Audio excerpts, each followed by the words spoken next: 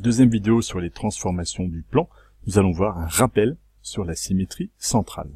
Nous avons vu dans une vidéo précédente le rappel sur les symétries axiales en la comparant en fait à un pliage le long d'une droite. Pour la symétrie centrale, il va s'agir d'un demi-tour autour d'un point. Donc on dira que deux figures sont symétriques par rapport à un point. Et bien si ces deux figures se superposent, pour le coup par un demi-tour autour d'un point. Il n'y a plus de droite dans cette symétrie.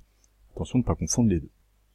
Alors une définition plus mathématique que l'histoire du demi-tour, on dira que A' est le symétrique de A par rapport à un centre O, si, eh bien le point O est le milieu du segment A'. Alors on me donne deux situations ici, dans lesquelles il faut déterminer le point A' symétrique de A par rapport à O. Eh bien la stratégie consiste à tracer ma droite à O, et après, avec un rapporteur, en centre en haut, de reporter la mesure ici, et d'avoir le point A' ici.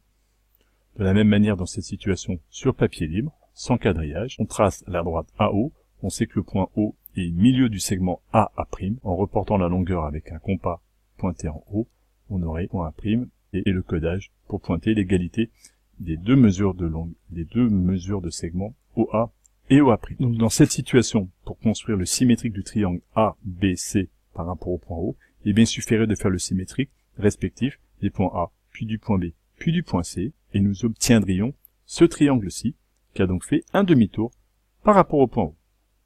Ici, on me demande de construire l'image d'un pentagone par la symétrie de centre O sur papier libre. Il n'y a plus de quadrillage. De la même façon, en traçant tous les segments un par un, on obtiendra le pentagone image.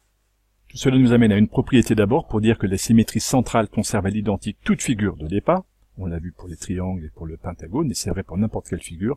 Et donc, toutes les longueurs et les mesures d'angle sont conservées. On va donner donc une définition maintenant. Une figure possède un centre de symétrie. S'ils sont symétriques par rapport au point, eh bien, se superposent à elles-mêmes. C'est la même idée que pour l'axe de symétrie. Alors, une question qui n'est pas très difficile, pour laquelle il faut réfléchir un petit peu. On me donne trois figures et on me demande de déterminer pour chacune d'elles si elles possèdent ou non un centre de symétrie. La première, on me donne un pentagone régulier. On a très envie de dire que le centre ici, là, est un centre de symétrie, mais si on réfléchit un petit peu, le point B, si jamais on prenait ça comme centre de symétrie, le point B aurait une image qui serait ici.